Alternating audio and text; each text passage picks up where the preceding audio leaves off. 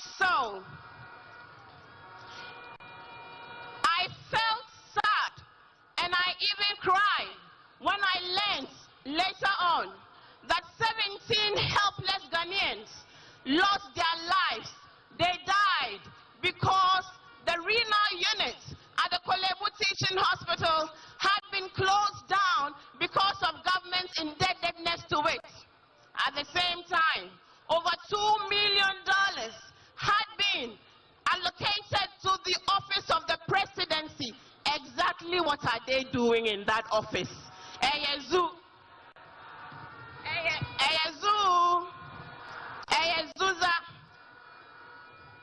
You know what? Should we remind them? Should we remind them? Should we remind them that today more than ever Ghanaians are suffering in unprecedented levels? Should we remind them that we see grand corruption of monumental proportions and nepotism? Should we remind them? Should we remind them that we will remember their extreme arrogance of office and power come December 7? Should we remind them? Turn to your neighbor. At this point, I said, turn to your neighbor and say, hey, NPP. Hey, NPP. Saman Nole. Say, NPP. Yeah, yalla, oh. Say, NPP. Obe Subain. To remain silent, fellow comrades, fair-minded Ghanaians, is not an option. To remain silent at the time where our nation is being demolished is not an option. To be neutral today is not an option. It's not what?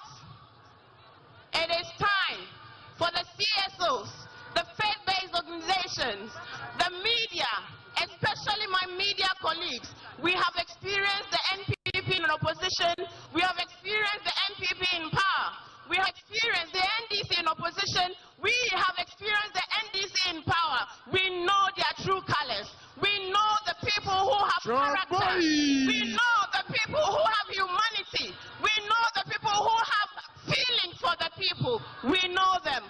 And we know that it is His Excellency John Dramani Mahama and the incoming first female Vice President of the Republic, Her Excellency Jane Nana Opoku-Agyeman.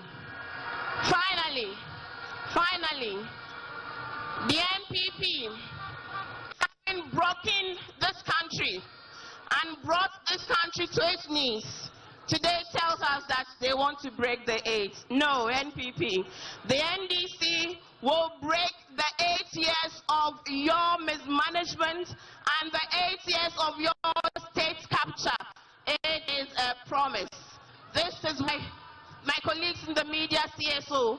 I stand here today to campaign for His Excellency John Dramani Mahama, the just Democrat man of the people, because he has led this country before. No, I am not saying that all was rosy in the time of His Excellency JM. I am not saying that there weren't challenges, but I am saying, as you know, that things certainly weren't as bad as they are today, by a long shot, not even close. Under His Excellency John Dramani Mahama, we saw the real transformation of our country.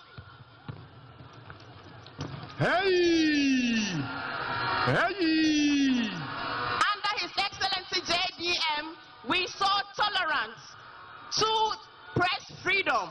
Today, Ghana can boast of the best airport in West Africa, Terminal 3, because of John Mahama.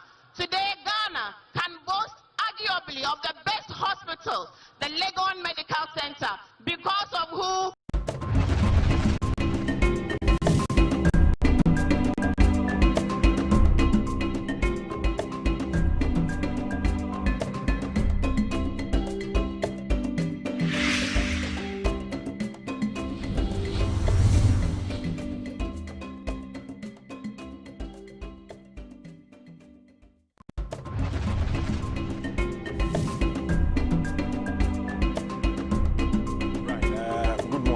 once again, and welcome to the review segment of Good Morning Africa. It's a Monday, so as usual, I have my Monday guests seated here already. A reminder that we are live from our studios here, number 48 Swanika Street in Abelenkpe.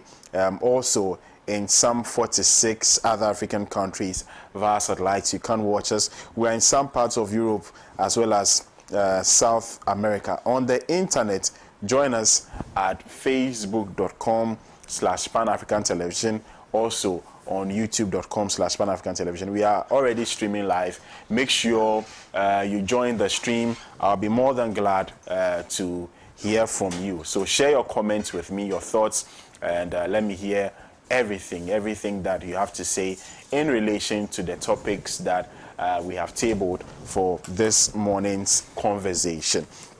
Let me run you through the topics, then I'll proceed to introduce my Monday guests next. Our very first story: Nigeria's president wants youth not to join sinister protests. And also, over the weekend, up north, the National Democratic Congress launched their national campaign. We shall be looking at that as well. Ochenhene dismisses Ejapade documents.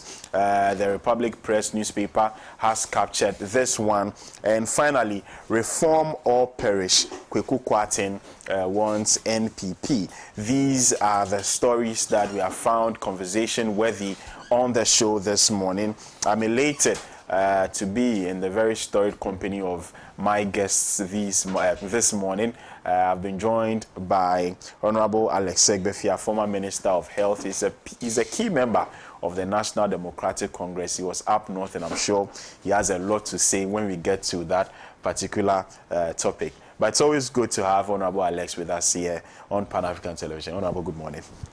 Good morning to you, Bless. Good morning to my co-panelists and colleagues. And equally importantly, good morning to our cherished viewers and listeners.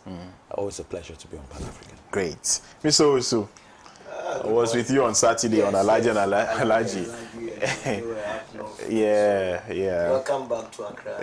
Thank you. And I hope you got to confirm. I confirm. You know that politicians are banned from Accra.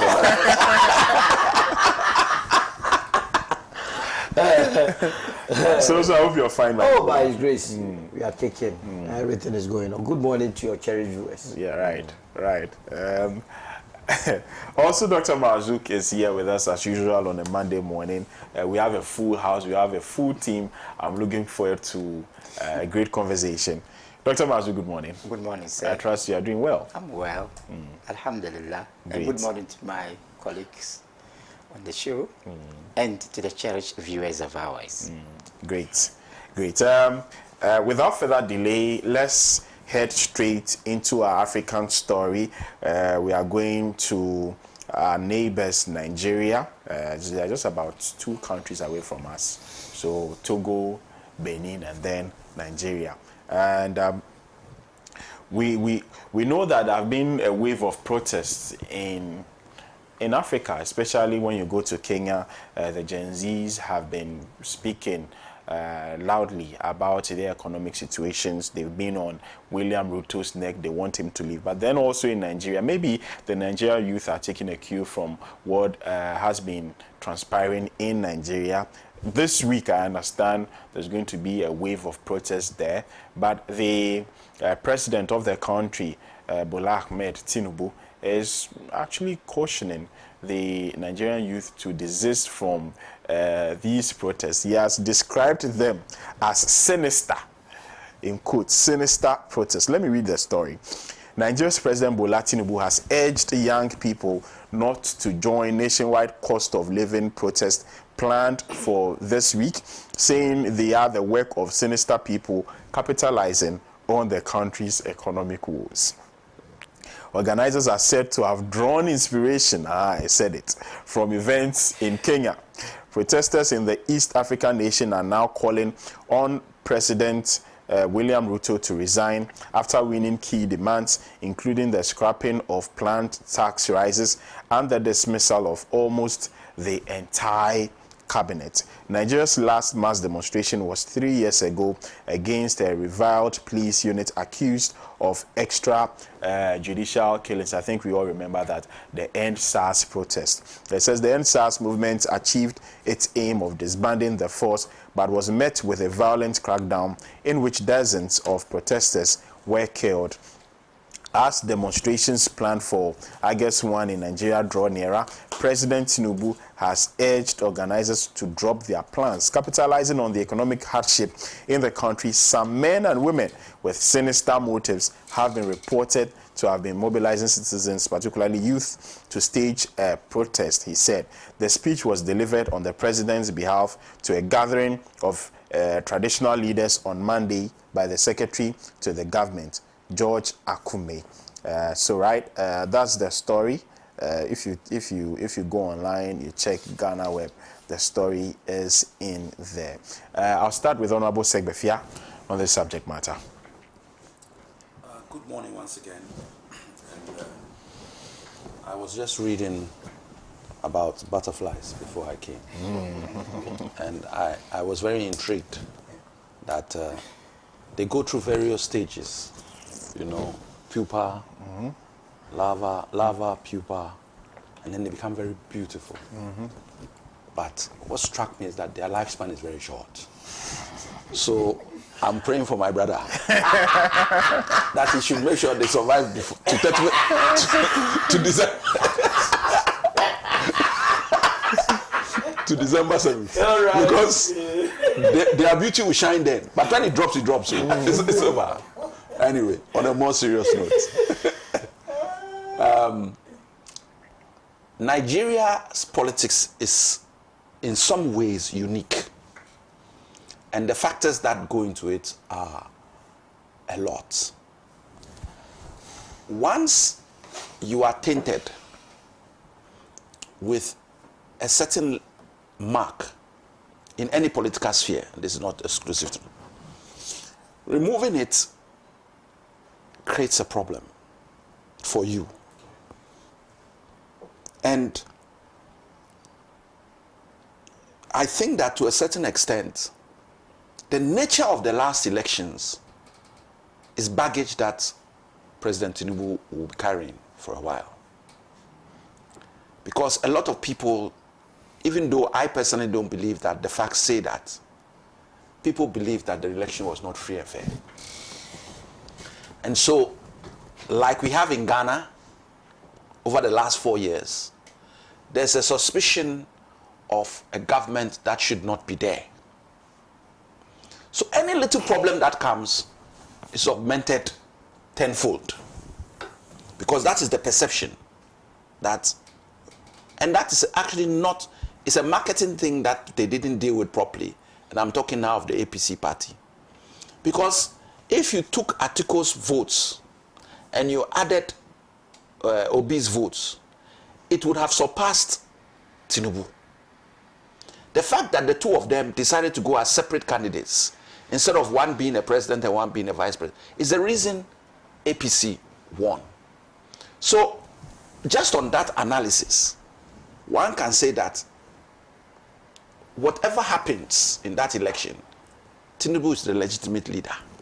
Because people were not able to come together to fight him. Whereas when APC wanted to come, they all came together, all the smaller parties, Tinubu put them all together, and they fought against, the ruling party at the time, and Goodluck and his people, and the rest is history. But the baggage is that it was a rigged election. The court case, so it creates a bad taste. And you now have to carry that baggage. And the people who believe it most are the youth.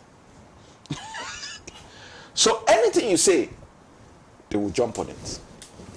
Add on to that the hardships that particularly exist in Nigeria. I am convinced that part of the reason why Nigeria is still able to go without too much upheaval is the cost of food. Food is not expensive in Nigeria. What we are seeing in Ghana, if we took half to Nigeria, by now the country has exploded. Yeah. But the first thing you must be able to do for your people is to feed them and to give them water. Once water and food are available, people's tolerance level is raised. They tolerate a little bit more. So even this that we are seeing, had you added a food crisis or a cost of living in terms of food to it, you have a completely explosive situation. So my advice to the government is ensure that the food prices don't go up. And then address the myriad of financial, economic situations that they have.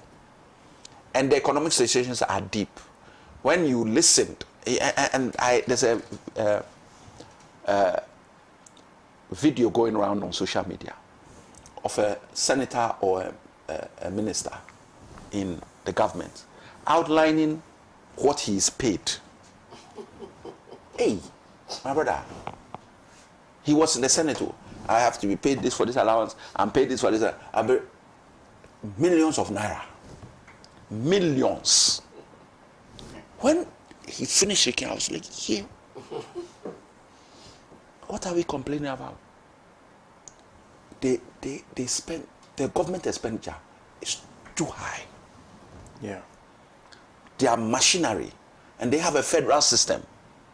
So every state will get its own before you look at what you are paying. No, it was, you know, you hear it's when they write it is one thing. You can say, the man was given his allowances and his pay and it's a damn. Now if they go and be playing that tape in Nigeria, it's a recipe for disaster. Because I'm not there, but when I was hearing the figures, I was like, whoa. Even when you do the calculation of the exchange rates, it's still a huge amount of dollars. So they have a similar problem to us here. Too many government officials, cost of living too high. And the youth are weak. So they have to find a way to deal with it. That's why this uprising. Now, I don't know what form, and I haven't heard it, so please forgive me, the warning took. If the warning was one with explanation, look, we hear your views, what you are doing is not right, we are warning you to stop, it's not, but we know that this is the cause. So if it comes fully, because the people just deal with headlines, and for whatever purpose but what was actually said becomes very important and paramount.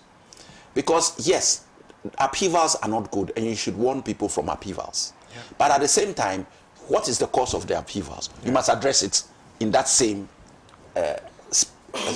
speech or statement, so that people know that you are aware of the causes.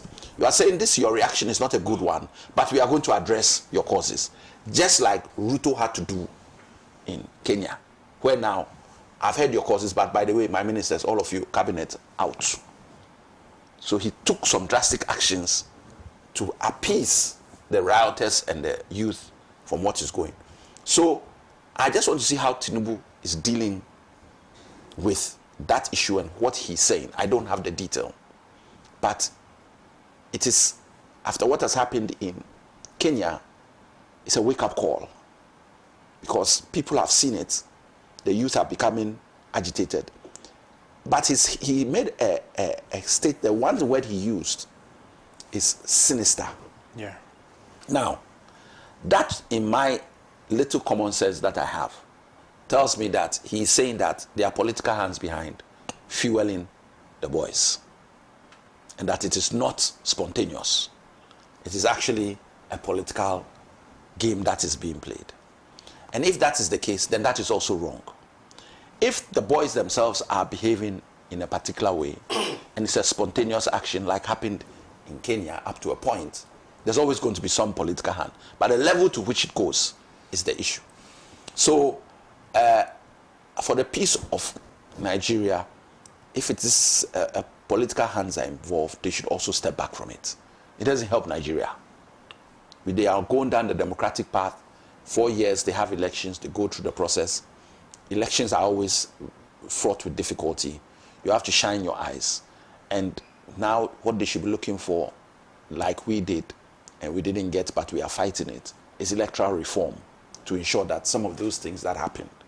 But for me, even without the electoral reform, if the two hands, Atiku and Obi came from Atiku's party. Let's remember that. So if they had stayed together, Tinubu would not be president by now. Yeah. That is my view on it. So no matter what rigging did, and we are not talking of a small margin. Both of them got 6 point something. Yeah. Tinubu got 8 million. So if you put the two together, the system, you are looking at almost 12 million votes against 8 million. Yeah. You are talking of 4 million vote gap. Yeah. But because they split their vote. It happened in this country in 1979 when we had PMP and PFP and UNC. So UNC was part of PFP. Yeah. That was the UP tradition. Pawili and Victor Usu. And Liman was the Nkrumah's party. When we were going, it was PFP and PMP. Then PFP chose Victor Usu as their flag bearer against the wishes of Nana Addo's uncle, Pawili. So Pawili broke away from PFP and formed UNC. When you put the votes of UNC and PFP together, it's more than PMP. Because Liman was a novice in political, he was not known. If it was Imori Gala, who was the leader at the time but was disqualified, it would have been a different ball game. But Imori Gala was disqualified by the Rawlings regime, and therefore Liman was brought. And we had De Graaf Johnson as well. But MPP went then PFP split. So Liman's victory was legitimate because there had been a split. That is what has happened in Nigeria now. So let's not, the rigging played a part, or people, but as if thief, God laugh. So that was what was happening in their game. But you can rig up to a point, but the reality, if the gap is there, will hold. And if they had stayed together, Tinubu can be president. So everybody should allow him to enjoy his presidency, because it was the split that created the problem. On that note, I think I've spoken. Right, thank you very much. Mr. Owusu. Let me add more so that... Before Mr. Owusu comes, please, I want to be unconventional. I want to add something to L'Imam. Remember, L'Imam was even brought from France to stand as a parliamentary candidate for Golu. Yes. Yes. For the PFP. Oh, okay. So L'Imam himself was a member of the Bouzel Donko tradition. But his uncle, or his brother, I don't know, cousin or uncle, had to call him to move from Bouzel Donko tradition to CPP, to lead PNC. So, not PMP. No, PMP. To lead PMP. So he grew, he grew as a parliamentary candidate to a president. Such a meteoric rise. Yes, and that also emphasizes the need for unity in pursuit of political objectives. Thank you. Right, Mr. Osu. Yes. So, our brothers in Nigeria, good morning, and good morning to the president of Nigeria, Tinubu. You see, they say when someone's beard is almost touches what burning, you rather have to put yours in the water, so that you are saved the trouble of future ramifications. I mean, Tinubu has seen what is happening. And like Honorable said, I will join him in calling on Nigerians not to, as if there is any sinister motive, go on that tangent to destroy Nigeria. Because the destruction of Nigeria will be catastrophic to the entire West African sub-region. When there is no peace in Nigeria, where would they come to? They will come to Ghana. Ghana is their first stop. Today, as we speak, every evening, if you go on the street of Oxford Street, it's taken over by Nigerian girls. Yeah. You go to Musoko area, Ashoman and Nes Evaros has been taken over by Nigerian ladies. You go to East Legon, Ghana Link Lane has been taken over by Nigerian ladies. You go to Takrady, Kumasi, all the major cities virtually are flooded with Nigerian ladies. And what are they doing? They are not selling bread. They are not selling panties. They are not selling anything. They are selling their body. That is what Nigerian ladies have been reduced to in Ghana.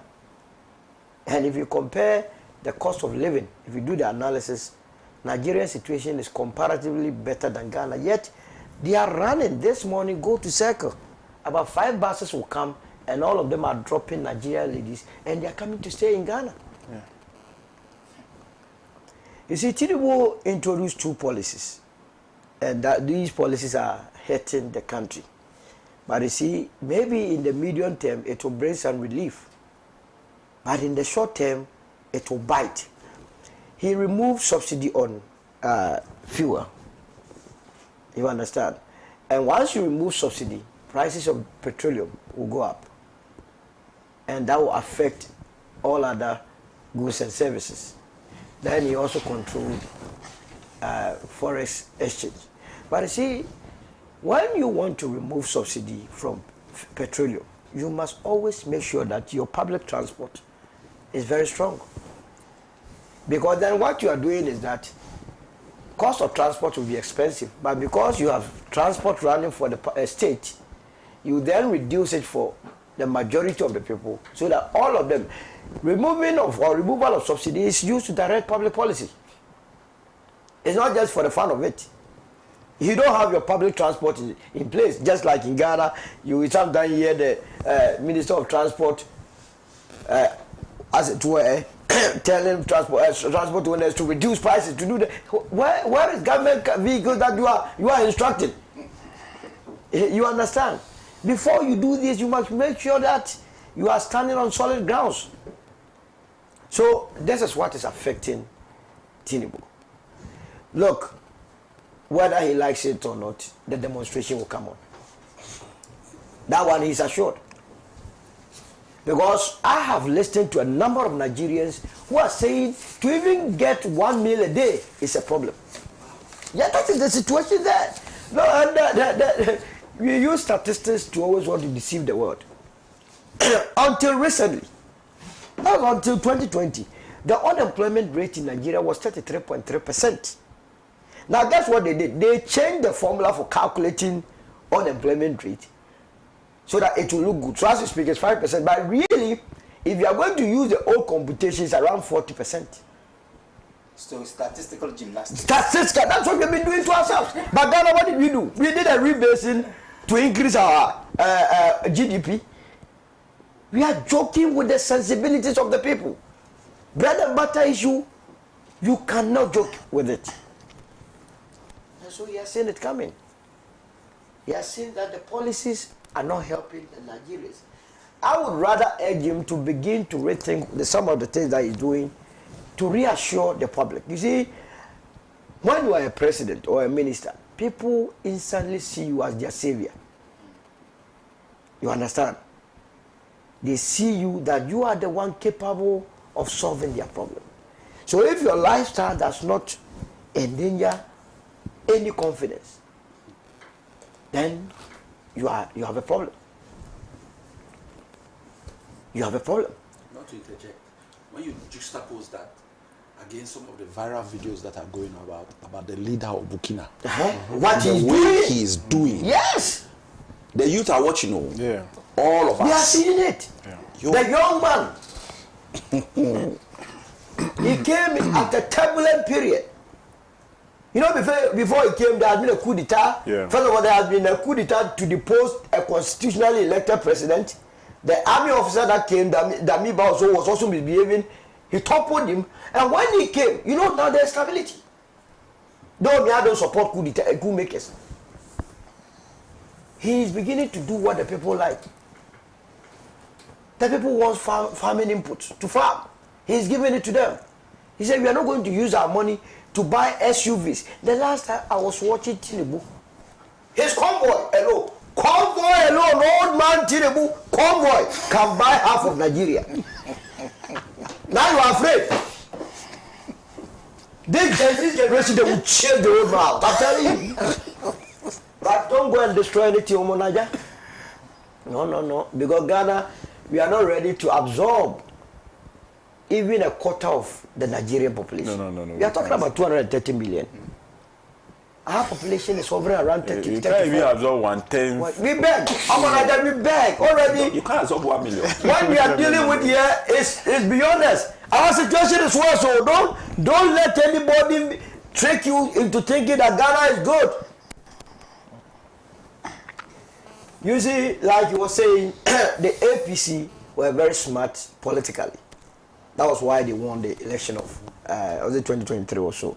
What did they do? They realized that the former president Buhari and his administration had messed up. Indeed, they had messed up, and they were on their way out of power. So quickly, Tinubu is an experienced politician in Nigeria. He's well respected. Most of these governors you see in Nigeria, he personally managed them. Yes. Jagaban. You understand? So they decided to bypass the vice president of Nigeria, Osinbajo. He contested in their primaries, APC primaries, and he lost.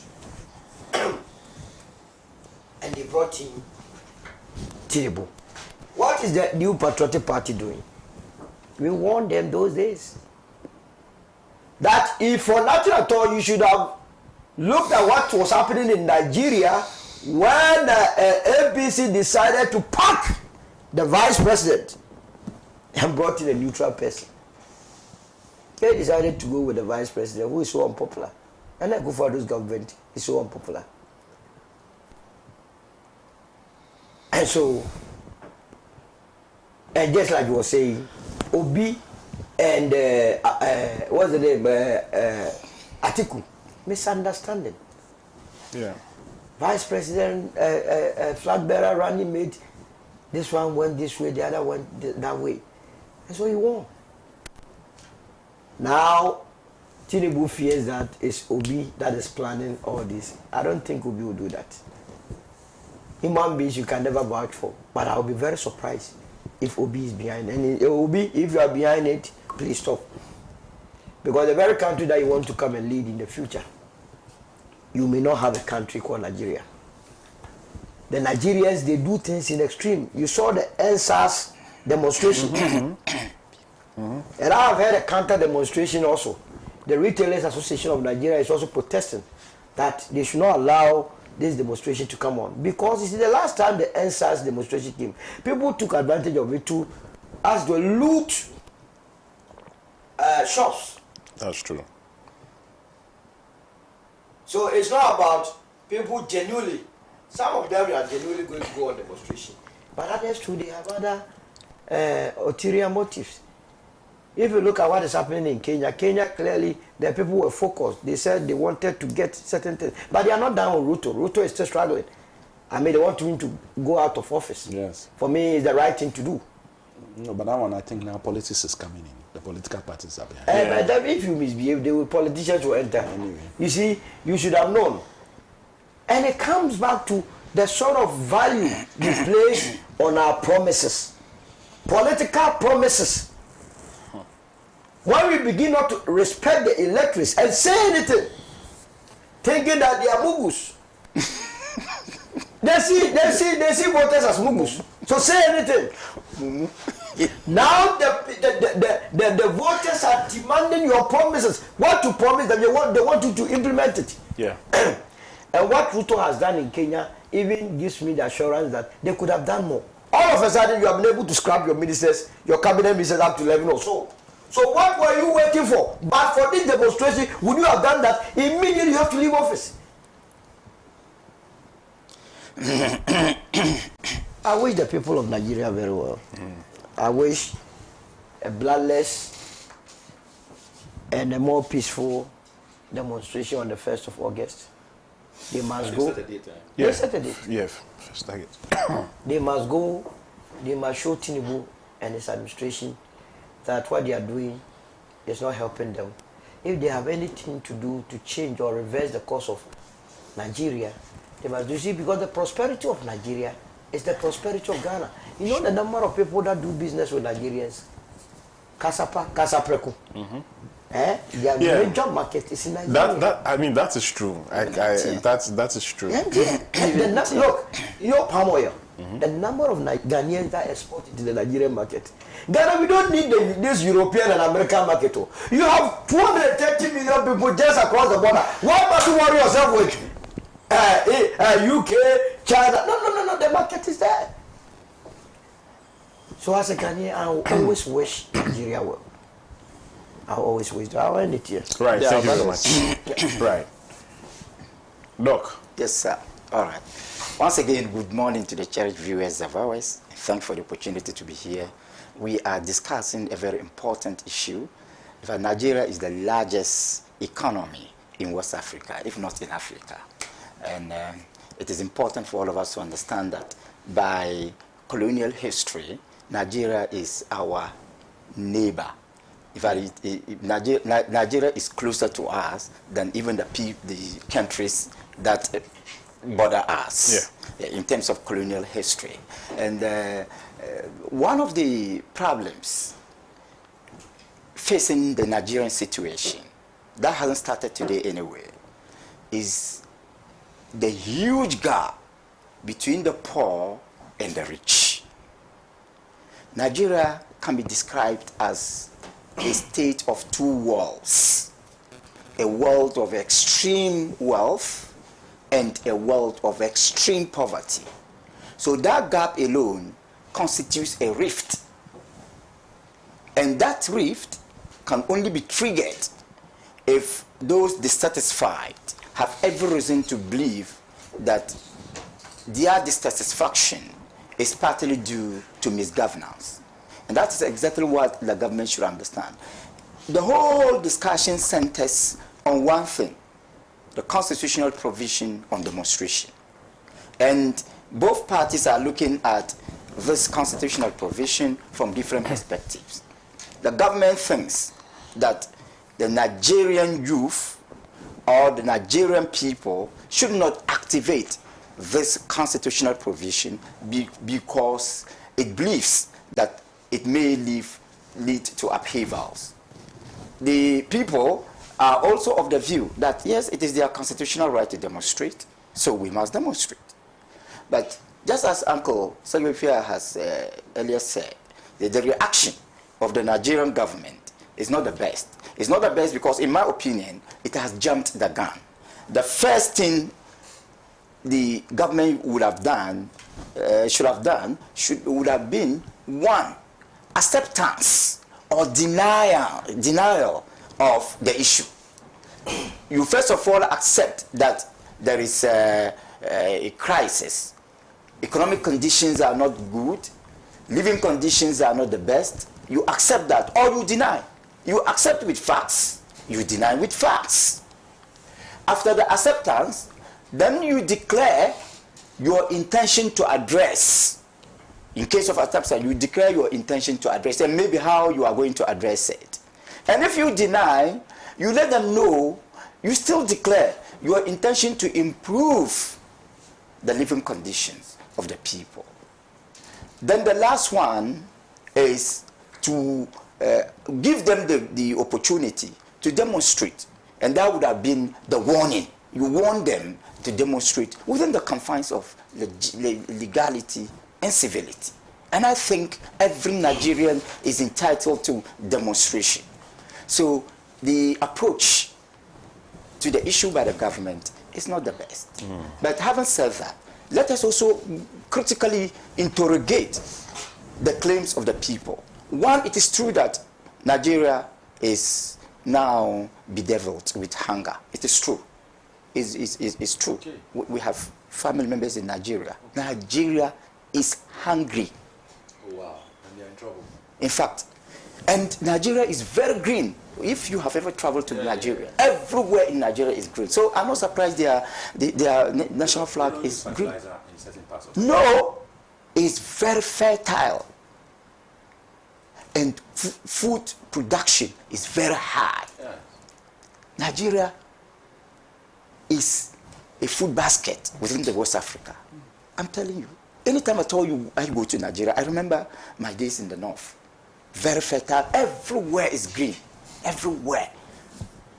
Right? So for Nigerians to be crying for food, that alone can call for yes, upheaval. That alone is a matter of upheaval. So it is true. It is also true that the corruption, it is also true that this government is not doing very well to meet their expectations. That may be too early. That may be too early, but it is true. But what is not true about their demand, what I oppose, one of the demands that we have all overlooked, that I oppose, is their call for dismantling of the Constitution. They are calling, yes, that the Constitution should be thrown away, and then there should be a national referendum, and then the referendum will now produce a new constitution, and based on which they will then have fresh elections. That one is, I think, unacceptable. That's like tantamount to a coup d'etat. Exactly. So, and I've always made it clear. Look. So in the interim, when they dismantle the constitution, and they are preparing the new one, who is in power? Yeah. Who is in power? Power, look. Yes. Power don't like vacuum. At all. Power doesn't like vacuum. Yeah. No power likes vacuum. Yeah. Power doesn't like vacuum. I agree with you. You understand that? Yes. And that is why Tinubu thinks that, and now I think you also agree that some of them. Oh, sorry, not. It was in the case of Kenya that you made you made a statement that the removal or the call for the removal of the president is perhaps perpetrated by some politicians. So that's why the President Tinubu also believes that some people behind the scenes are trying to use this unfortunate situation as an opportunity to cause trouble. You understand? Why will you call for dismantling of a constitution? That, just as you have rightly said, that is coup d'etat. Yeah. And these days, coup d'etat is not only the exclusive duty of the military. Any other person, any other group can stage a coup d'etat. They are not straight. You understand that? Yeah. You see? So that one, I think we have to interrogate it. And if they are coming out with so much demands, then I believe I want every lover of democracy, every lover of stability, every lover of peace will not support the dismantling of an existing constitution. No one. I mean, they cannot call for that. Reduce the ministers. Yes, that is correct. Do everything possible for us to overcome the economic woes. Correct. Do everything possible for Nigeria to defeat the hunger. Correct. That is fine. So, at the end of the day, you will agree with me that yes, it is an issue, and that issue should be looked at from the patriotic point of view. It doesn't matter your position in society. It doesn't matter your partisan situation, your partisan loyalty. We are dealing with a federal democratic state, Nigeria. You've mentioned that. And with federalism, is going to be very difficult.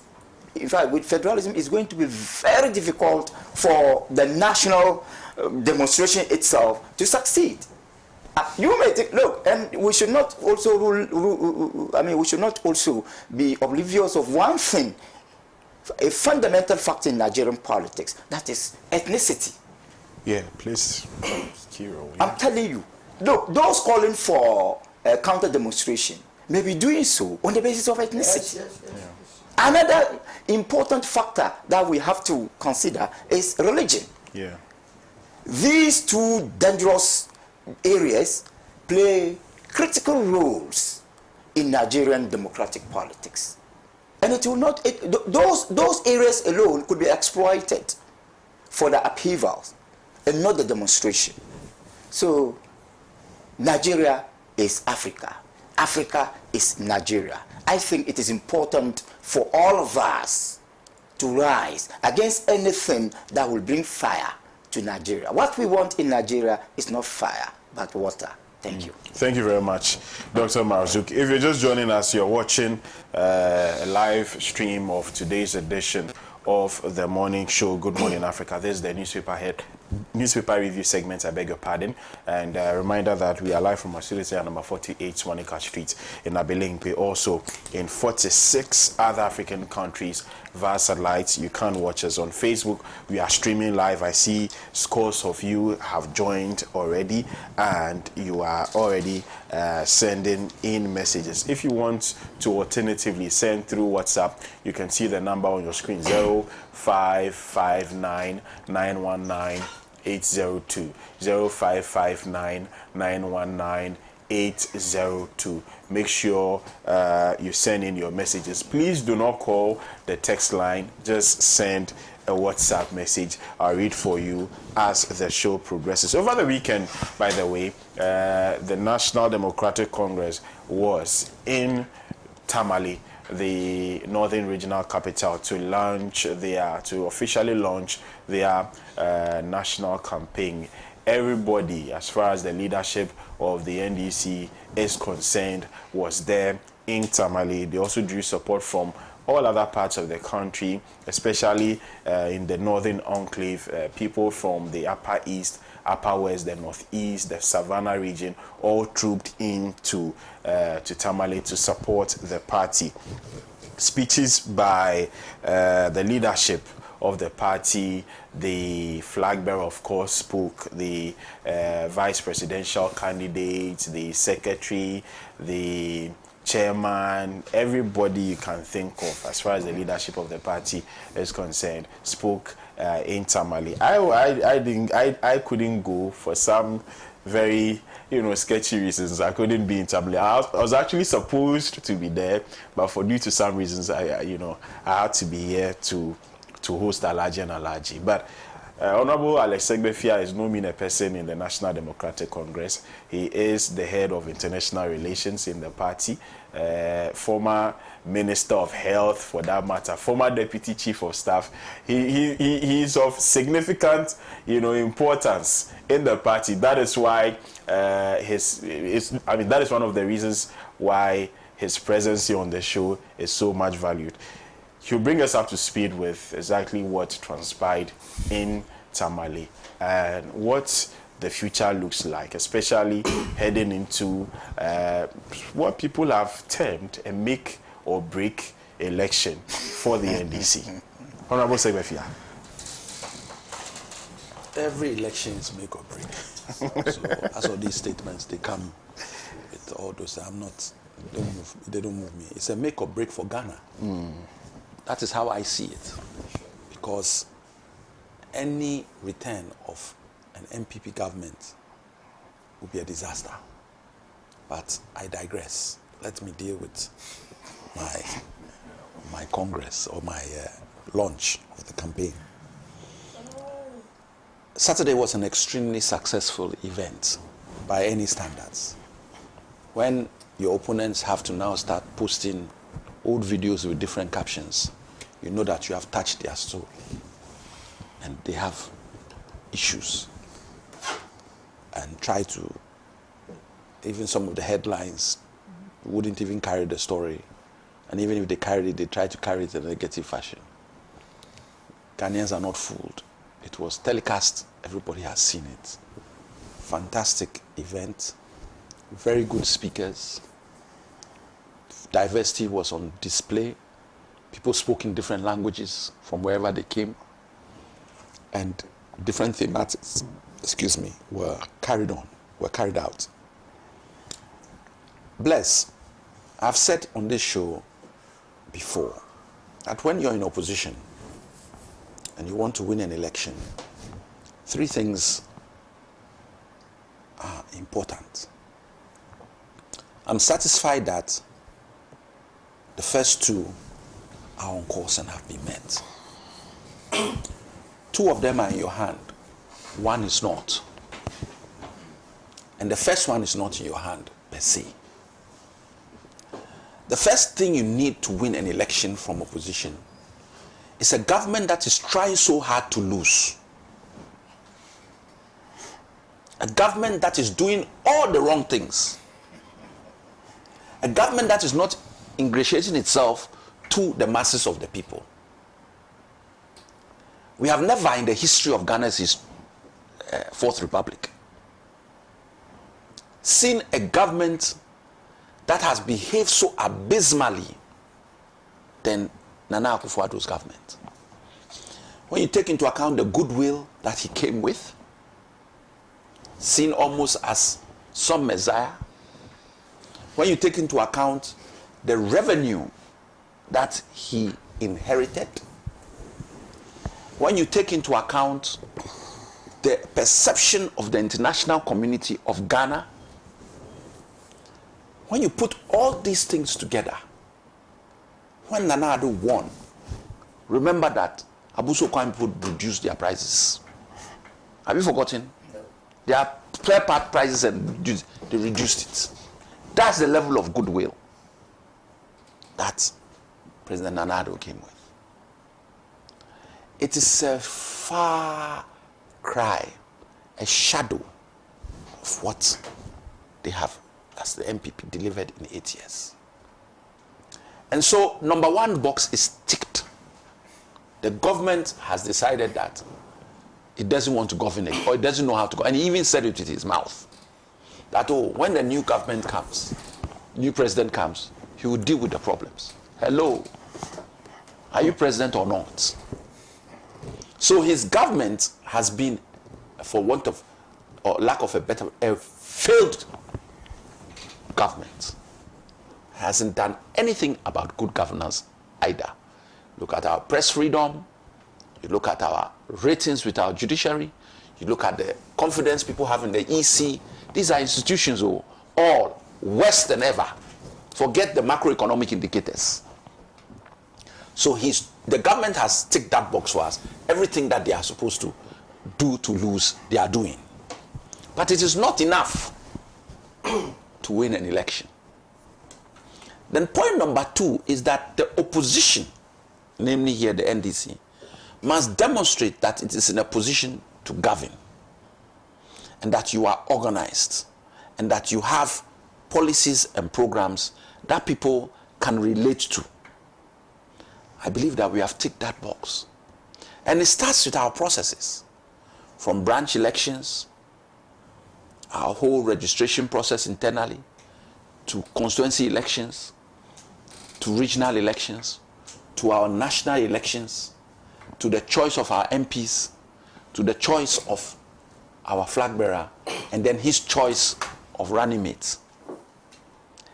And the icing on the cake for all these processes I've put together was the choice of the running mates and the outdooring of the running mates. You immediately juxtapose that against what the MPP did, and you know that there's absolutely no comparison. Honorable Napoleon's statement denigrating Kwame Nkrumah and President Kufuor and other presidents that have come before him, indicating that Nana Addo's failed government is the best governance that he knows, means that we have already failed, because he himself doesn't do correct analysis and he wants to be our vice president. So even MPP are now struggling to see how to explain his behavior pattern. And in another jurisdiction, like in America, you would have been asked to step down. That, my friend, if we take you to election, it can't work. Just like Biden, pressure has been put on Biden to step, and we have Kamala. It would have happened. Because you are warned by your own chief. You are given clarity as to what you should be doing or not doing. And you were able to still create the biggest gaffe. Your first acceptance speech, Kekeo, was a complete gaffe. Put that against Professor Nana Jane's performance. And you then know that we have a vice president in waiting. Because she was perfect, exquisite, the way she presented, the choice of words. She didn't insult anybody, but she told you where you were.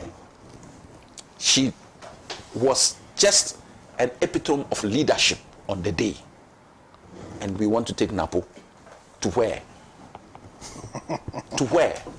When this lady, our professor, is there.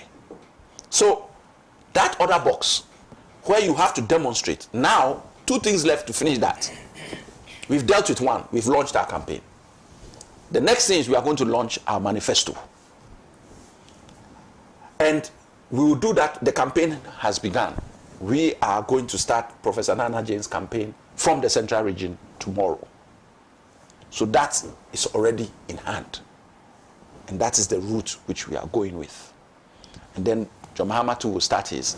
And then, so all this talk, you see, Bawumia has been campaigning for a while. He announced his campaign and he started his campaign.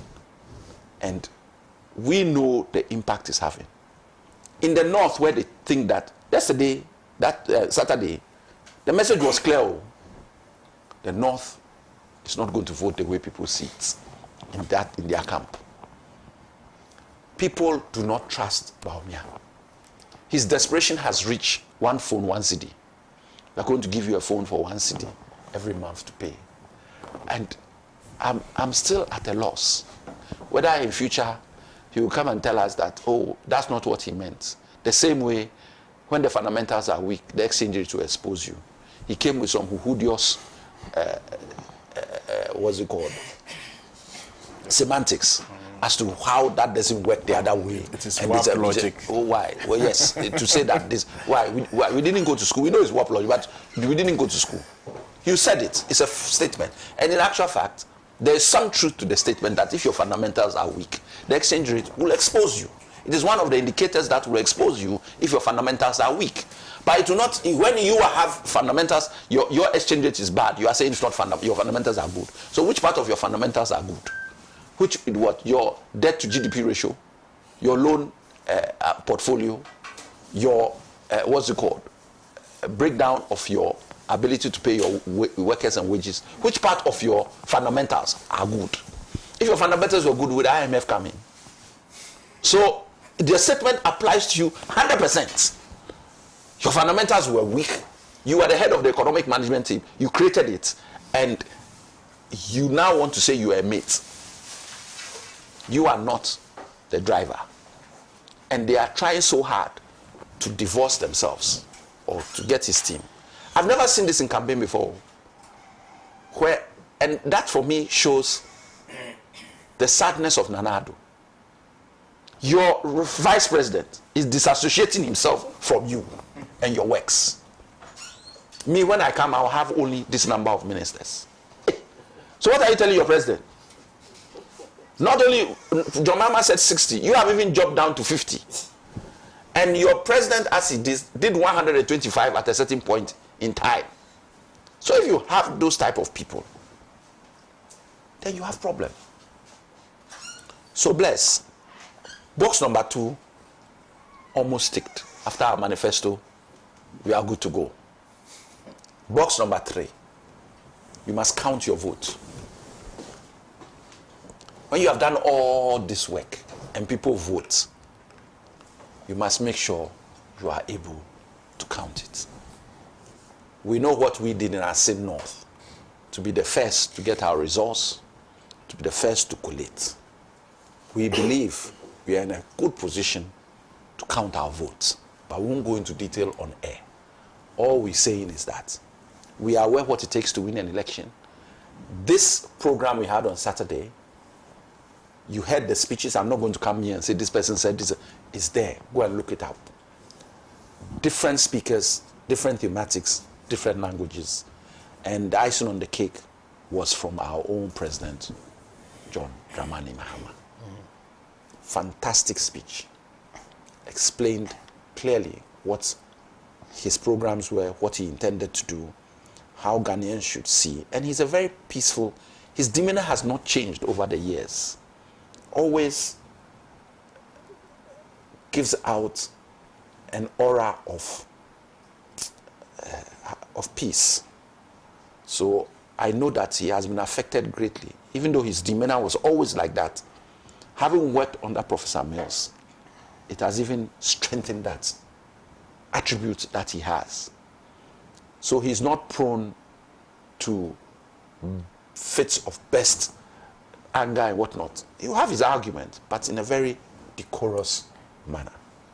And his speech and the items that he highlighted on the issue of 24-hour economy, the issue of the women's bank, looking at the women and the part they play, the issue of looking at how we are going to deal with the economy and the unemployment for the youth. Everything was packaged very neatly. But when we do our manifesto launch, we launch out, more will be revealed. And I think that anyone who watched the program will only have to agree that whether you are for us or against us, NDC, this time, we have arrived. Right. I'll still stay with you, Honorable Segbefia, and this does not necessarily have to do with what happened in Tamale, but the IEA has come out to say that there's going to be a debate. Your party disagreed with the manner in which it was communicated. They've come out to say that they haven't even informed any of the parties yet. They are yet to distribute letters of invitation to the other political parties as well. But then, so now, what do you think is the position of the NDC? I don't know if you are in that capacity to tell us whether you have a decision has been made in relation to that. Is there going to be a debate still? Or Let's rewind a bit. How did the information come out that the IEA was looking to have what's it called? A debate. A debate. How? And from who? It is out there. Yeah. And the worst part of that communique was, one, they didn't inform us. They didn't tell us that that's what they are looking for. They've now said they haven't even sent a letter. But it was out there. Yeah. And the second part, which is not good, is that who are they to choose who and what? You see, Alan Chamantin was a government minister in this government here. And he said he's vying for president. It's not about political parties. You can say, oh, Cheddar has not taken any government position before. So you are putting him aside. You may try to say that, oh, Chamantin doesn't have a political party, so we are putting him aside. But I won't watch that. I think that Chamantin is a pivotal person because he was the Minister of Trade in this government, a previous minister. He's a complete... You can even turn around and say, if in a week or two, or when they have their prime minister, Benamona then becomes the leader of the PNC, he should also be considered to be part of the debate. It's not about NDC MPP. You look at the people and say, what position have you held, or what is your locus, and then make the decision as to who. The closeness of Alan Chamantin in this government, he cannot be left out of any debates that is to be held. That's my opinion. So when they come out, whether through the correct means or not, or somebody is, as they do, somebody wants to test the water and they throw something in. If it has come out and IEA is involved, the first thing they should have come out and said was, we haven't, within 24 hours, they should have disassociated themselves from the statement. We haven't gone through any process. We are thinking of a debate, but we haven't spoken to anybody. Please disassociate ourselves from anything that has been said. Then we say, okay. But you didn't do that in the shortest possible time. Now you are saying no letters have gone out. This is not the way to operate. Because the way it came out, it was clear that there was some weight. So that's why I asked the question, where did this information arrive from? But put that aside. I'm just saying, in the future, whatever they are thinking of, if they think it's going to be a two-horse debate, assuming we want to go into that debate, which many people in our party don't think it is viable, it's because they wanted to make it a two-horse. Yeah. And we are saying, no, let all the presidential candidates appear. And then you can get reasons why some should go and some should not be. But you cannot leave Alan Chamantin out of any debate that is going to happen, if it's going to happen. Yeah. Because of the position he held in the New Patriotic Party, not just as a senior member of it, but he's been a minister of state who is now from that ministerial position vying to be president. But because he hasn't used the vehicle of a political party, you say that he should not be there. I disagree. You can do that, no offense to Cheddar. You can do that to him because he's never held any government position He's coming fresh to the table. You can't do that to Bernard Mona because he's coming with a political party. And only thing you have to say, oh, we want only political parties that have parliamentary seats. So if there are others who have political parties and they want to be on the debate, how you eliminate them can become an issue.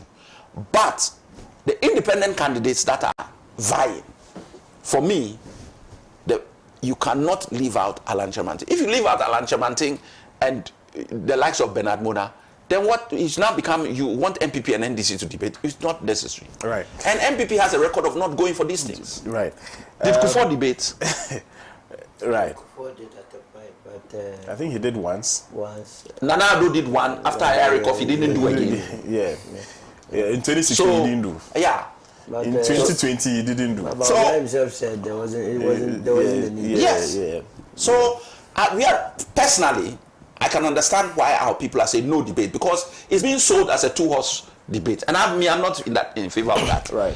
Come and sell it in the right multi-party democracy. Exactly. Why do they want to use debate limited to as a means duopoly? As a means of eliminating promoting duopoly? Yes. It's wrong. Even Uncle Sogifia, with all due respect, yes. Now, none of the presidential aspirants should be eliminated. Absolutely. This is a presidential debate. Well, I'm just to be a president. You say we are none of them should be. The only reason I'm careful is that it has been done in the past. Yeah. Even they if have that was wrong, people. So yes, Uncle Sogifia, even if it has been done in the past, there is room for improvement. Yeah. Improvement, right? Maybe in the past there were no those people. Today they are also vying. Right. So they must be. You see, if people decide to do what was done in the past at one point, where they are going to call the presidential candidates individually, and speak to them with questions and answer with just one-on-one, with a particular presenter. That's different. Exactly. But if you want to have a debate, I agree. Let everybody go. But the person wants to be president. Sure. He's not qualified to be president. Right. So and that would enhance. No, it's not like they say he's not qualified to debate. not qualified to debate. No, it's not right. Because we want a situation that will enhance any debate. Any debate for the presidential aspirants should be designed to enhance the quality of the multi-party democracy. Right. I'll read a few messages before we proceed. This one here says, for a moment, I was wondering who was wearing the impeccable Western suit on your program this morning until he spoke. Then I realized it was a westernized Dr. Marzouk. But however westernized he has become this morning, his legendary brain power pierced through his unacceptable westernization. Doc, we love you in your beautiful African dresses always. It says, Alex, your choice of colors so nice and romantic. Say good morning to my transformed but not reformed solo. This is coming from Ambassador Sampi Ale.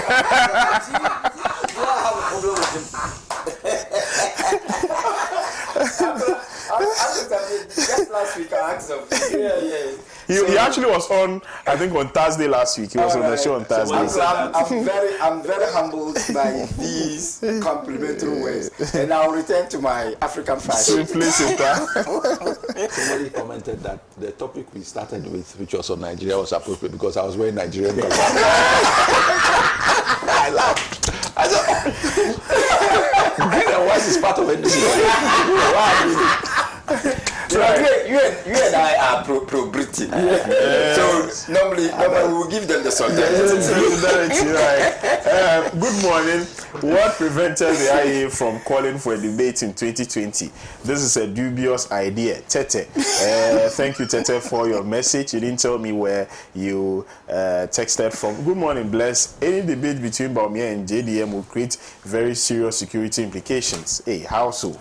Right. You didn't tell me your name and where you sent the message from. Please do, whenever you send a message, let me know your name and where you are texting from. Good morning, Bless.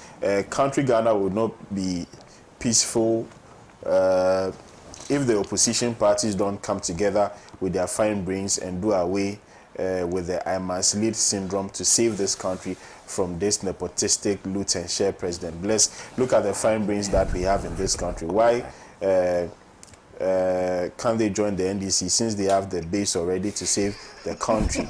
I don't see why it is so difficult for them to do that. Is it because of material or financial motives? Ghana has fine brains like Dr. Abu Sakara, Solo in your studio, Mr. Alan and the rest. We can think of, if they come together with the brilliant ideas they nurture for the sake of prosperity of Ghana, like Dr. Kwame Nkrumah did better for us. So they should join NDC. Why can't the NDC also? Instead of telling the NDC to join the movement, so that I think the better candidate will be president to serve all of us. You see what he says? Right. Thank you very much for your message. Good morning, Bless. Certainly, Mr. Kweku Kwarteng is right for calling a spade, but he must be aware of the MPP thugs in police military uniforms who are weaponized to silence their critics by way of attacks and state-sponsored armed robberies, just as they did to Ahmed Tuale, Major Mahama, Sewa Bruni, and other whistleblowers. It's necessary to note that MPP is not a political party, but a terrorist group that throws bombs. Right. Thank you very much for your message. I'll do this one. It's coming from Eben in Prestia. Right. Eben, good morning. I trust you are well. You are saying that we should market the book. Hey, today I don't have the book here. We should be marketing the book, of course. I still have the book. The three gentlemen in the studio actually owe me. Yes. We'll pay, don't worry. Yes, they owe me some money with regards to the book, but you too can purchase. It's 1,500. You send a message to 0243-526-996. I'll make sure I deliver it to you. This one here says that I always listen to prominent people like Uncle Kwesi Pratt, Bernard Mona, Franklin Kujo, Murtala Mohammed, Honorable Apia Kubi, Honorable Adu Kufo, Uncle Segbefia, Dr. Marzouk, Solomon Owusu, Sampi Ali. My question is that, do the nation and our policymakers take their ideas into consideration at all? From James K. Saba. Thank you, James. That's a very good question. Dear panelists, it is true that those threatening to dismantle the constitutional order of Nigeria must understand that it is the functioning constitutional order that's giving them the oxygen to protest against the government. Essay from Dambai. Thank you, Essay, for your message. Good morning, Bless. God bless the NDC for a colorful campaign launch at Tamale. Ghana is assured of the NDC's readiness to govern our beloved country. The speakers touched on many matters. Would want to re-echo a few. The love letter to the presidency, EC, Peace Council, the security services, the religious leaders, and our traditional leaders. Also, GM's clarity. It's not how long you serve, but how well you serve. Thank you so much for your message. Right. Let me proceed to Dr. Marzouk. I don't know if he took any keen interest in what transpired in Tamale. If he did, then I'd want to listen to his thoughts on it. Thank you. I definitely had interest in what transpired in Tamale for 3 reasons. 1, as a Ghanaian, 2, as a lover of democracy, and 3, as a proud son of Tamale. So, I thought you were going to add a 4 NDC member. He's a neutral. He's a butterfly. He's a neutral, so he must deal with it. He's a neutral, he must deal with independent. I just wanted to worry. I know he's neutral, but I wanted to worry him this morning. This morning I decided to take Dr. Masugo. So I was very happy to be frank with you. Every lover of democracy and every lover of truth will tell you that it was a successful function. I wish it wasn't partisan. I wish we all took it as a national project. But because of the nature of democratic multi-party politics, definitely it should be partisan. And it was very nice. 1, very peaceful. 2, I listened to some of the speeches, very unifying, Because whether you like it or not, if you have an institution like party, definitely you should be ready to manage conflicts. And people may be thinking that NDC is sharply divided. That launch made it clear that even if there are divisions, if there are conflicts, then there is room for the management of these conflicts. So it was unifying, it was very peaceful, it was orderly. And it showcased one thing, another commitment, another opportunity for the NDC to commit itself to multi-party democracy and to do everything possible to pursue politics within the confines of rationality and civility. Fantastic. Then I also I also observe that the masses constituted a kind of fear or surprise to some political analysts. But that should not be a conclusion. Please. NDC should not.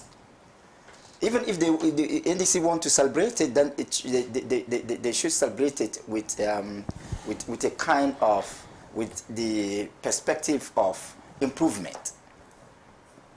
Don't just conclude that no, the crowd is enough to win the North. No. Far from it. Far. Don't. Because you may not know what any other political party, I'm not referring to MPP alone, any other political party may do. And at a time that we have busing of people from one place to another, you can never tell. Because it is not that you cannot guarantee that all those who were there were not. It's not true. Yeah. Yes, it was an NDC family. National launch. So it was an NDC family.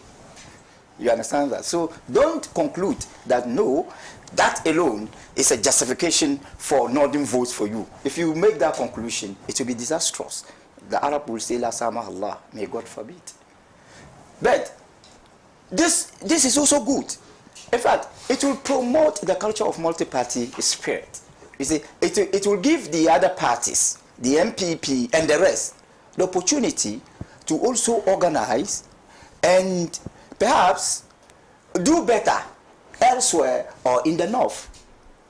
You see, there is a perception that this election, the presidential one, is going to be chiefly a matter of North for North and by North. Chiefly, largely, because the two major political parties have featured Northerners.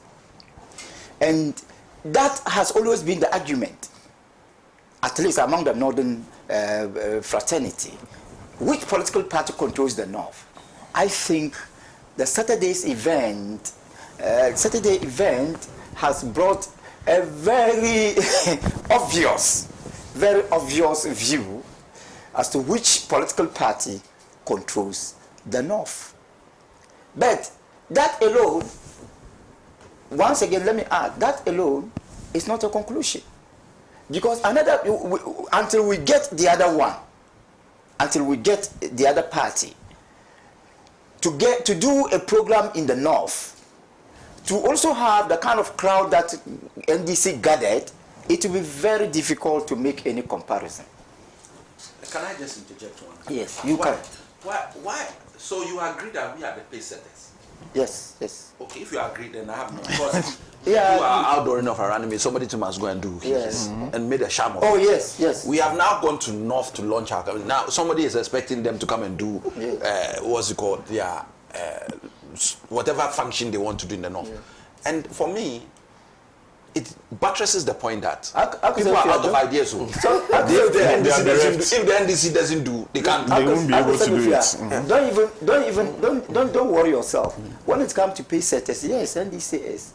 Even the 1992 Constitution. Amen. The first election in the Fourth Republic, which party won?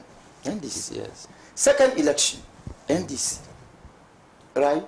When it came to fighting electoral reforms, fighting for electoral reforms, NDC. When it came to this current dispensation, the choice of the presidential candidate, NDC. The choice of the running mate, NDC. The launch of the campaign, NDC. So contextually, yes, everybody will agree. Only that when you say fighting for electoral reform, put it in the context of IPAC. We created the IPAC. Yes. Okay. That gave the platform for electoral reform. Fine, that's a good. lot of the electoral reform has been brought about by opposition parties. Yes. And these were mostly the MPP. Yes, I think that was what the electoral reforms. Yes. And we accepted it. Even including the stolen verdicts and other things. So when you don't qualify it like that. Yeah, the people may think that I'm doing propaganda for you. I'm doing propaganda for you, and I will not do propaganda for any political party because I'm neutral. So you are the pace setter. But beyond the pace set, yes, I want you to understand that you should not conclude that once you are the pace setters, you are always the best, or you cannot be counted by any other person. Because we speak as neutral analysts. Yes. So we want data. We have received your data. We want data from another political party so that we can do better comparison. If we conclude that whatever you have done is enough, and we've not seen any other political party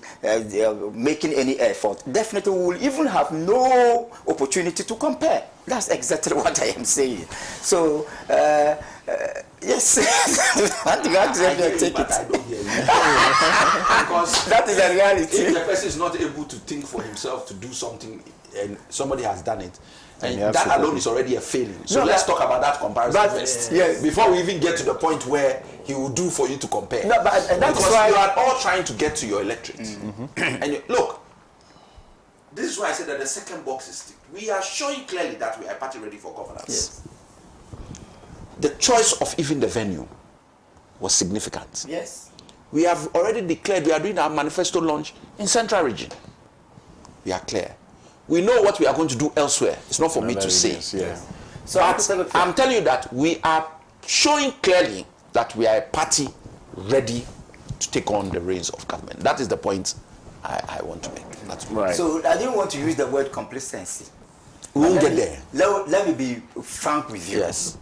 The numbers recorded in Tamale should not constitute a mechanism of complacency. That's exactly what I want. But we suffered it in 2016. Exactly. Did you come to the stadium? Yes. When we did our last rally? Yes. Come to the stadium as psychologically, what was I going to do? You see, this is very dangerous to my political. That's exactly what I'm telling you. Look, complacency. It is not in our vocabulary. It doesn't matter whether you suffered it or not. Complacency is like intoxication. Once you receive something that is good in the eyes of everybody, then complacency can set in. Dr. Masuk, like you, I'm a teetotal, so I've stopped drinking alcohol. Not even I've stopped. I never started. So I'm not going to get into that intoxication. But I insist that the crowd in Tamale is not conclusive. It will only be conclusive when we record another party's event so that we can do comparison. And it will also be conclusive when, in December 7, NDC people justify the crowd at the polls. That's exactly what I am talking about. Right. But let me conclude by saying that let everybody, anti-NDC or pro-NDC, see what has happened as another major success of democracy in this country. And by that, we should use it as an opportunity to reaffirm our commitment to the consolidation of constitutional order. I wish all parties all the best of luck. Thank you very much. I know the Movement for Change, they have already launched their great transformational plan. Yes, about plan in the north. About the campaign, I don't know yet. Yes. Bless. I mean, first of all, let me say, congratulate the NDC for being able to, as it were, organize, launch their campaign. I watched it for the fact that there was no confusion, thuggery and those things, violence. These are matters that I detest in politics. And that is the more reason why some of us have never liked the politics of Nana Akufo-Addo. Violence has no place in our body politic.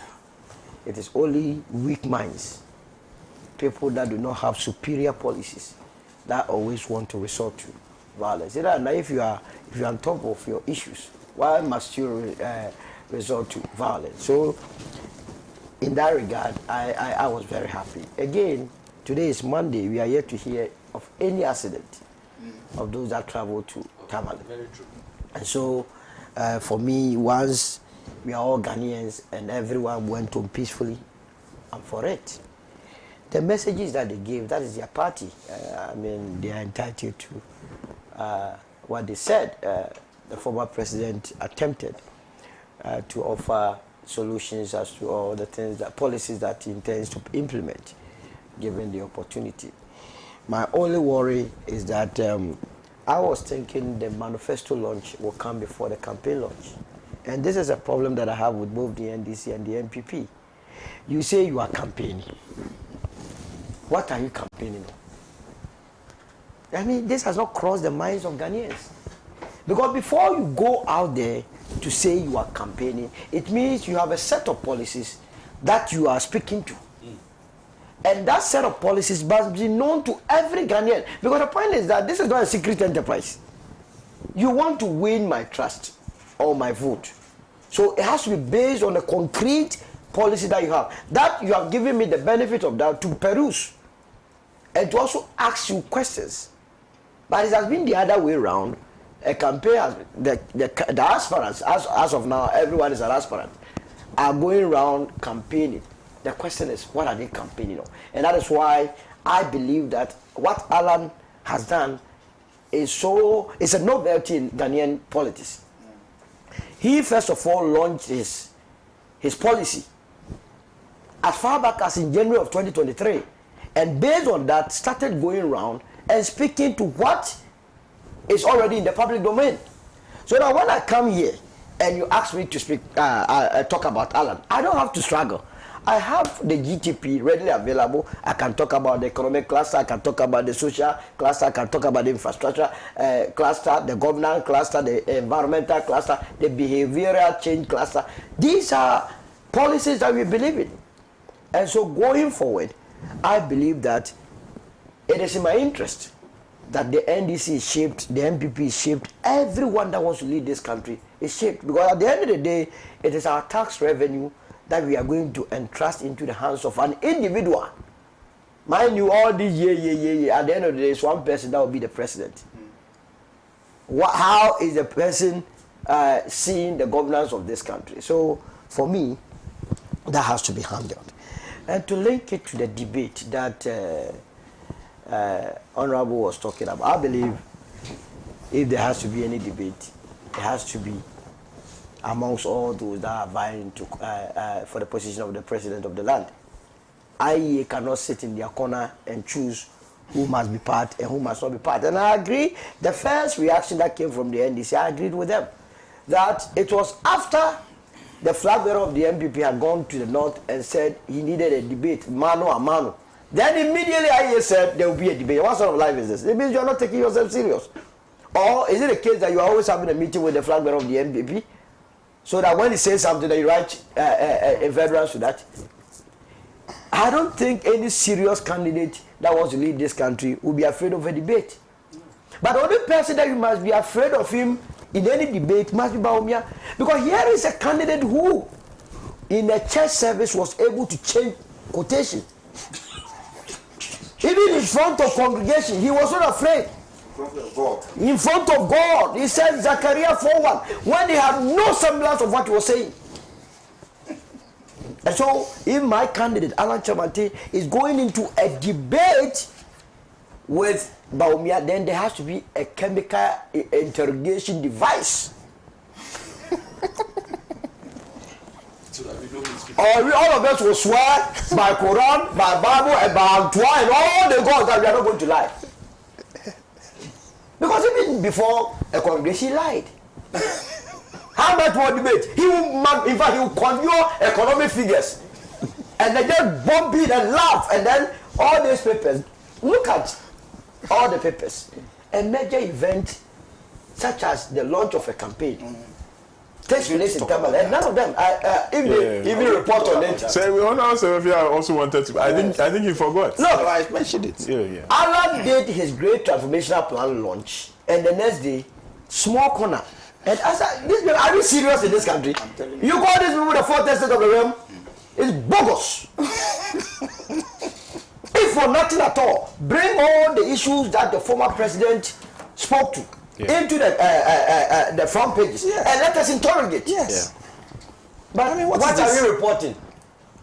Things that are so irrelevant because they have impoverished these media houses and they pay them.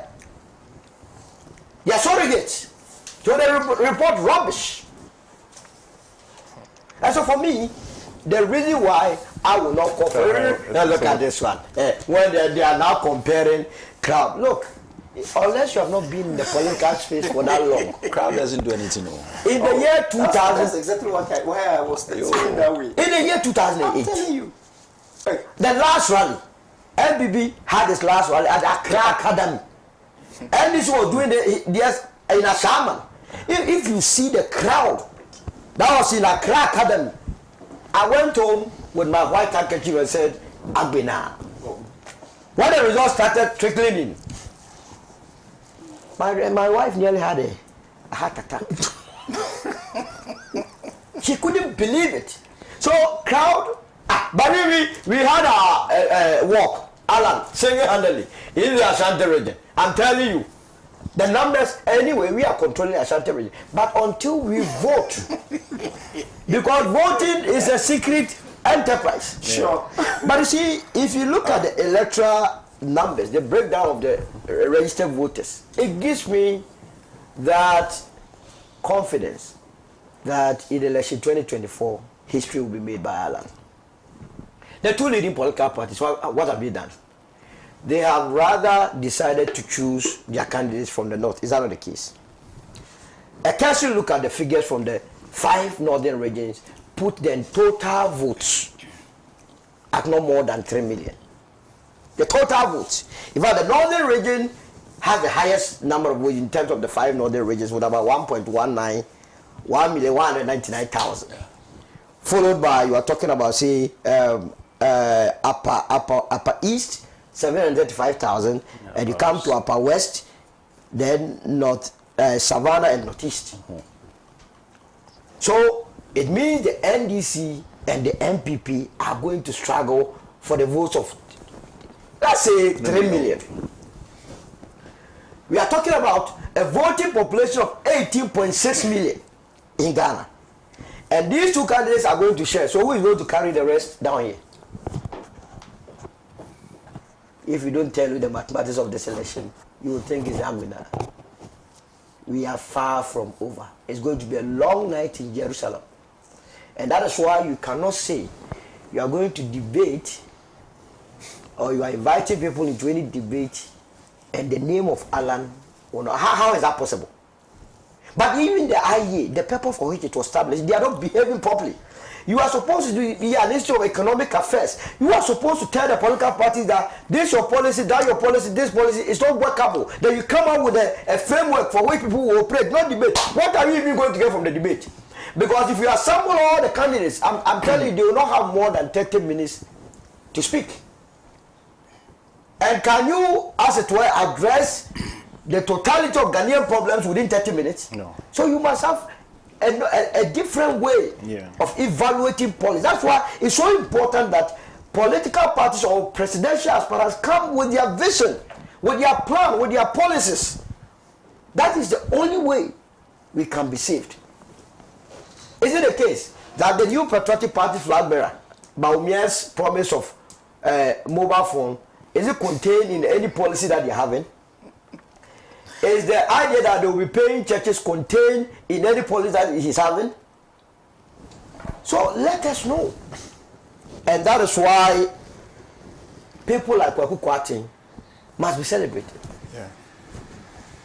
Regardless of, however, Kwaku Kwarteng comes from my family. I know him. I know his policy. What he's doing, he's not doing it because I heard some people say, no, it's because of anger. No. Kwaku Kwarteng comes from a very humble beginning. And he's one of the few people in politics minister always remember where he comes from. He goes back and he tries to explain to them. I always pity him because the sort of largesse his constituents always want him to give, and his inability to do that, and always trying to explain to them that, look, this is my salary. He's the only person that can even show you a salary. Oh. How do you expect me? Then I always tell them, how do you expect me that funerals? You want me to give this? Oh, but your colleague at the other side is doing. You see where we are getting it wrong. Yeah. Yeah. The last primaries, he had to look at the point he was even begging them because he didn't have that sort of money, the stolen booty. And people say, why didn't he resign as a deputy minister? He was only hanging around, and that is why when they offered him the substantive ministerial position, where you have destroyed this country to, I can't be part of such a mess. For the first time, someone has been handed the position of a finance minister, and he right to reject and say he prefers to work in parliament. Why must I not celebrate such a person? And it is these kind of people we need. And these are the people that Alan intends. Alan, the people have been asking, where would he get people to work in parliament? You would think such a brain Alan will allow him to go free? Such a fine brain that he wants to help the people of this country, and Alan becomes president, you don't appoint him. You think the way Honorable Secretary behaves neutrally and with Ghana at heart, Allah will not appoint him? What are we doing? What you think, Dr. Mazuk? A brain like that, no political party will appoint him because they believe that he is not a card bearer. Why must he be a card bearer member? When we are going to pay our taxes, do you demand of my card? Sometimes some of this is I get annoyed. Why? We must get our best talents in positions. And not party apparatchiks. You see, party apparatchiks must understand that not all of you can hold political office. Yes, exactly. It is in your interest that we even get the best amongst us to lead, so that they will make things so easy, comfortable for all of us. Yeah. But look, as we are speaking, someone is targeting how to seize Ashama toilet. Ashama toilet is someone's target. And you know it, I know it, he knows it. I do. You do. I do. You see, one of the things that former President Mama said, that I agree. But you see, the political, and that is why I will forever support Trump. Politicians, they know what to do, but when they come, they are afraid. How many times have we said that district chief executives must be elected? Are we able to do it? No. We come and we begin to rationalize why it cannot be done. Yesterday he said it, or Saturday.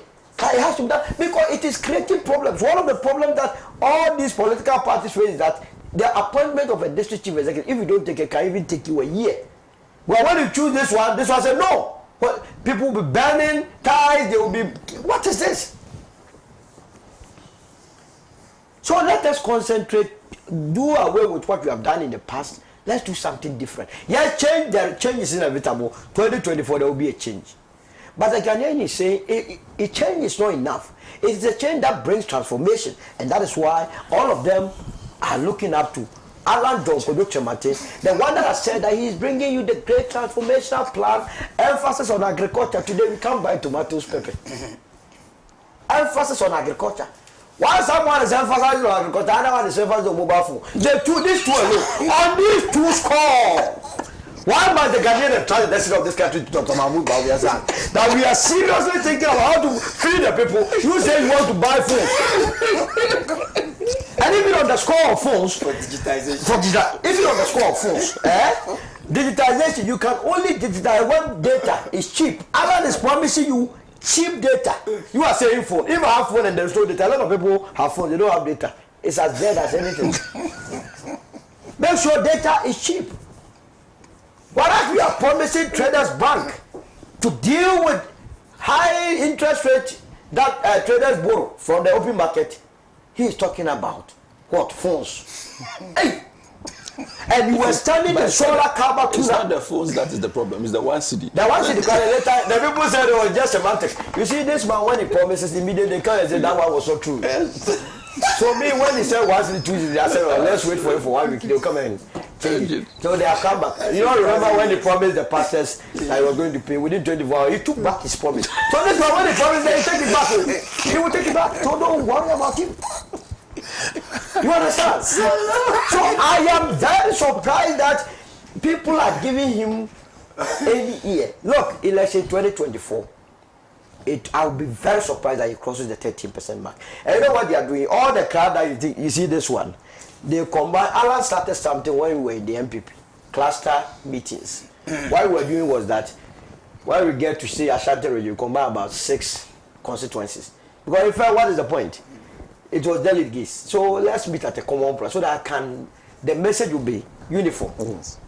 Then people started laughing at him. He said, oh, he doesn't have money. But why must he have money? He hasn't stolen your money. You see, for you to think Ghana has money, you don't go into government to make money. So it means you have stolen. So you have the money. Now when the situation began, you've got now they are commanding 6 constituencies, 7 constituencies. So this is you see. That's why you have solar carbon too. Now when he went and promised the mobile phone, he was doing about 5 constituencies, all farming, predominantly farming constituencies. And instead of telling them about your policies in hose and cutlasses or even mechanized farming, he wanted to deceive them. He said phones. You see why you must not take Dr. Mahmoud Bawumia. So kudos to the NDC, but let me end by saying that on the 31st of July, Alan will be in the Bono region. The Nana Bosuma market is the venue, and I can assure you that if anybody, I've seen polls going around, as for posters, they can always, you know, it's like prediction. They can always predict. Let them sit in their rooms and predict. But the major election prediction will happen on the 7th of December.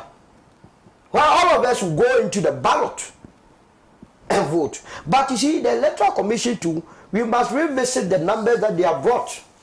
I'm not convinced that Ghana should have a voting population of 18.69. The Electoral Commission must come back clean and clear that between September of 2023 to October 2023, they claim that limited registration, they registered close to 1 million. How is that possible? We must go into it again. They have to provide the details because I am not convinced that this register there has the total number of 18.69 million Ghanaians. It's been padded. It's been padded. And my sources indicate that the MPP have been working with this figure even before we started registering. And I have a document that I'll share with you. That how did they know that we will arrive at 18.6 million Ghanaians in the voter register? For them to be working towards that. And that's why I entreat each and every Ghanaian that on election day, be a polling agent. It doesn't do anybody any favor to go and vote for a particular candidate and you go and sleep for them to steal. Be a polling agent on that day, especially our accountants, our mathematicians, our security experts. Be there so that we can stop any attempt to rig. I'll be in the Ashanti region. As for that place, it will be Jericho on it. It will be Jericho on it. Right. Yes, I beg you. There's a trend, very disturbing, that I will want you to permit me to state here. Right. You know, chiefs are constitutionally advised to avoid active involvement in partisan politics. Yeah. Based on this advice, I am appealing to them to desist from endorsing presidential candidates. Yes. It is very bad, I'm telling you. Yes. This chief has endorsed. What about the priest? Well, chiefs and other, I'm telling you, look. There's a whole raft of people we saw. Yes. There's a video of people come together. Oh, wow. Look, it's not good. We respect them. They are the symbols of our traditional authority. We respect them. We don't want anybody to disrespect them. But they should be fair. This is a democratic game. They should be fair. All the presidential candidates are their children. Look at the way Asante Hene spoke. Normally when you come to him, he will advise. He does not. He chooses his words very cautiously. He won't say anything to suggest that he has given his support for a particular presidential candidate.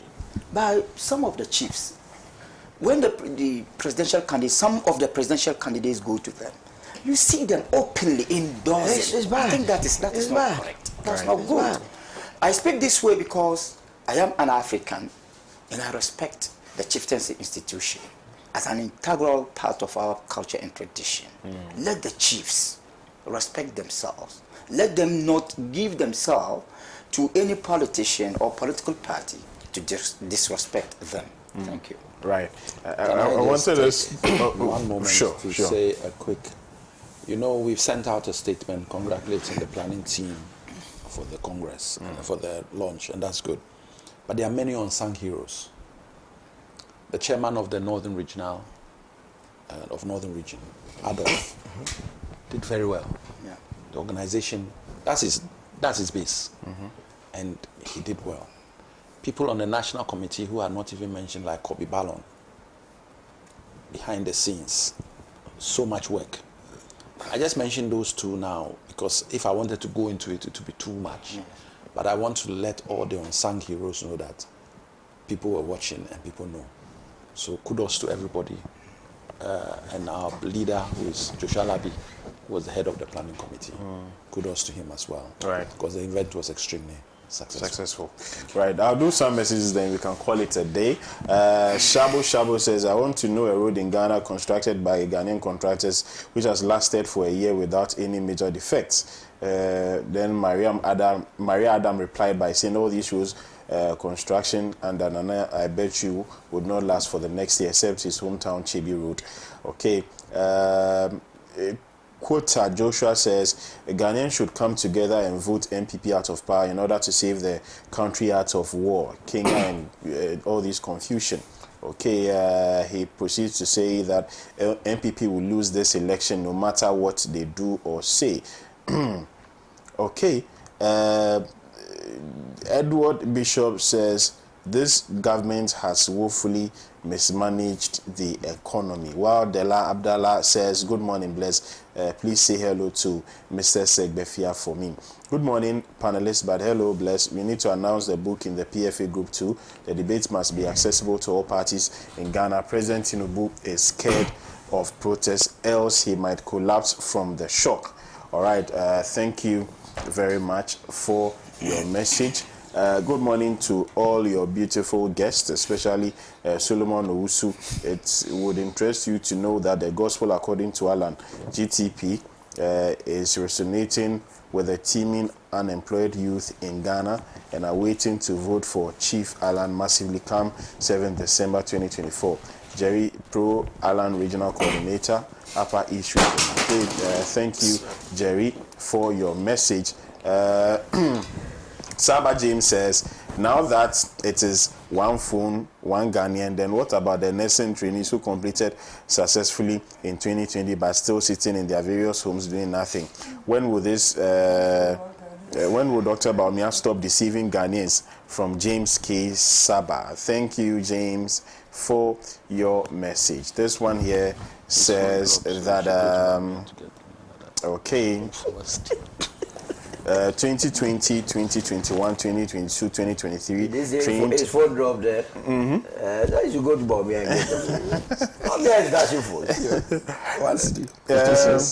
This one here says 2020, 2021, 2022, 2023 trained nurses and midwives are still in the house unemployed, and I was surprised not to hear anything from the finance minister about these unemployed nurses. What I'm hearing is that they'll wait until the dying numbers of the year and then there'll be a mass recruitment. They'll tell you, oh, you've been posted here, and leave the baggage for the next government.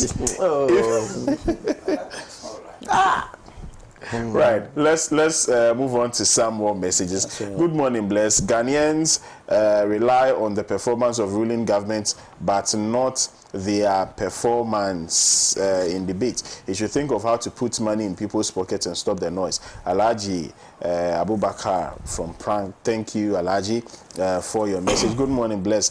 The crowd in the campaign launched in Tamale last Saturday showed the NDC is winning the 2024 election one touch. JM stands tall as the next president and not any Chinese phone dealer who goes around crying, Mamestia no.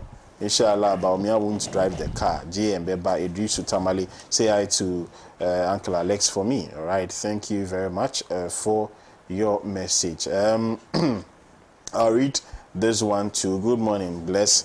Please, Ghanaians don't need debate. What the Ghanaian needs is bread and butter, not to talk about debate. All right.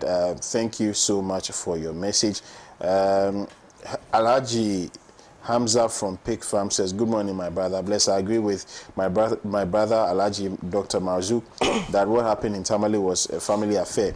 But I can assure my brother that the NDC is not looking up to that numbers, but hard work towards the election. The good people of Ghana are also going to compare track records of the NDC and NPP. We should not also forget that living conditions of the citizens will also play a crucial role, and above all, the economy, corruption, employment. So in all this, the NDC has a good will to win the election. Thank you very much. And he says, Alhaji Marzouk is looking so smart and spot on this morning. Tell him I'm watching him from afar. All right. Thank you so much. Our time is up. We need to get going. Thank you, Dr. Marzouk. Always a pleasure. Thank you, Solomon Owusu. Thank you, Honorable Alex Egbefia. And to our cherished viewers who joined us this morning. It's a new week. I wish you the very best. Make sure you give it your best as well, so that you can reap the benefits or the results that you want to reap from the week. Also, the book is still on sale about the history of Ghana. It's 1,500 cedis. Make sure you send me a WhatsApp message on 0243 526 996 0243 526 996. Wherever you are in the country, I'll make sure I deliver it to you. Do have a pleasant week. Bye-bye.